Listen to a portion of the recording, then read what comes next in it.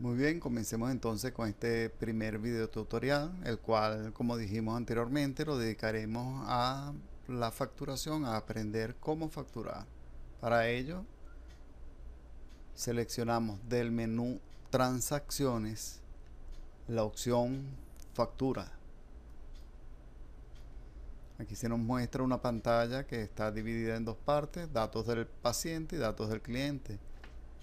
Como ustedes saben, el paciente es aquel que recibe los exámenes o el objeto de los exámenes de laboratorio, mientras que el cliente es quien paga la factura. En la mayoría de los casos, el cliente y el paciente son la misma persona. Sin embargo, existen casos en que no. Aquí se nos puede presentar la situación en que el paciente ya esté registrado. En este caso, simplemente colocamos la cédula de identidad de la persona y al presionar Enter, el sistema nos muestra los datos. También es posible que no sepamos o no recordemos el número de cédula de identidad del paciente. Entonces necesitamos que el sistema nos muestre una lista con todos los pacientes registrados. Para eso presionamos Enter y aparece la lista. De allí seleccionamos el paciente en cuestión y aquí vemos que nos arroja todos los datos, toda la información de este paciente. Aquí podemos ver que el paciente y el cliente es la misma persona, se trata de la misma persona. Es decir, el que se hace los exámenes es la misma persona que paga. Vamos ahora con un paciente que no se encuentre registrado en la base de datos. Es decir, que paciente nuevo. Para eso colocamos la cédula de identidad del paciente y presionamos Enter. Como pueden ver, el sistema no nos consiguió o no arrojó ningún resultado porque no está, pues no lo consigue. Entonces colocamos sus datos, su apellido, su nombre, lugar de nacimiento, la fecha de nacimiento. Al colocar la fecha de nacimiento, fíjense que el sistema automáticamente calcula la edad del paciente. Su dirección actual,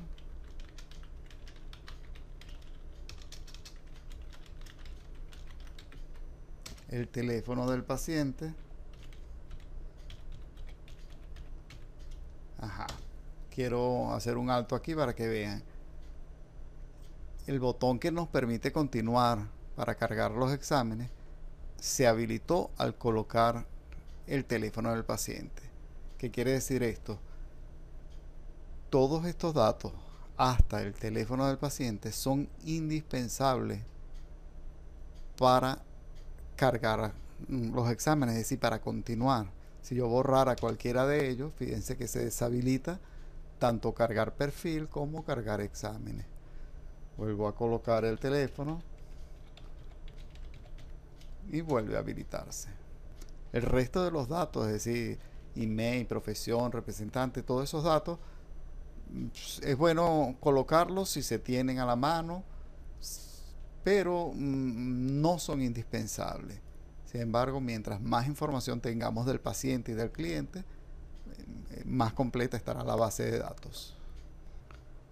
Bien, entonces quedamos que Pedro Gómez es un cliente nuevo, por lo que tuvimos que registrar o ingresar sus datos en la ficha datos del paciente. Para continuar, debemos definir primero quién paga la factura. Entonces les digo, si dejamos los datos del cliente en blanco, el sistema infiere que el pagador es Pedro Gómez, es decir, el mismo paciente. Pero si por el contrario es otra persona o una empresa la que paga esta factura, entonces ingresamos los datos de esa persona o empresa. Entonces ponemos su RIF, razón social,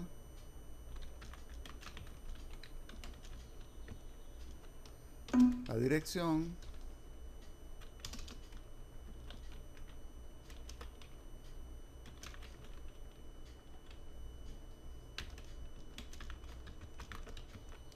el teléfono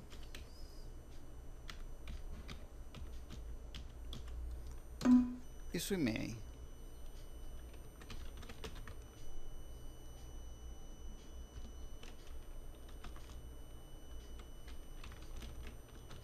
Ya con estos datos le estamos diciendo a el sistema que Pedro Gómez no es el pagador, sino Inmarque Compañía Anónima, es decir, la empresa donde labora esta persona. Aquí les tengo que decir que si el pagador, es decir, el cliente, ya se encontrara registrado, lo puedo ubicar en la lista de clientes sin necesidad de volver a escribir todos sus datos. Entonces, para ver la lista de clientes, lo único que tengo que hacer es presionar la tecla Enter en el recuadro RIF o cédula de identidad del cliente. Presiono Enter y me aparece la lista de clientes registrados. Como es Inmarque Compañía Anónima quien va a pagar, selecciono su nombre y aquí tenemos los datos.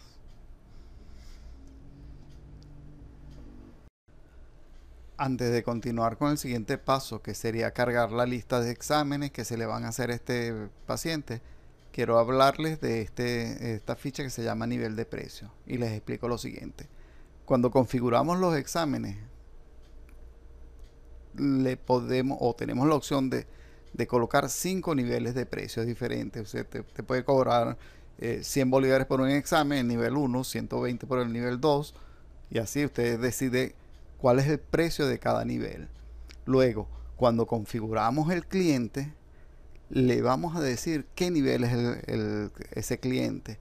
¿Qué estamos haciendo? Correlacionando las dos listas, la lista de precios con la de cliente. Y le decimos al cliente Inmarque le vamos a aplicar el precio 1, mientras que a otro cliente posiblemente le apliquemos el 2 o el 3, el que consideremos necesario o justo de acuerdo a las circunstancias.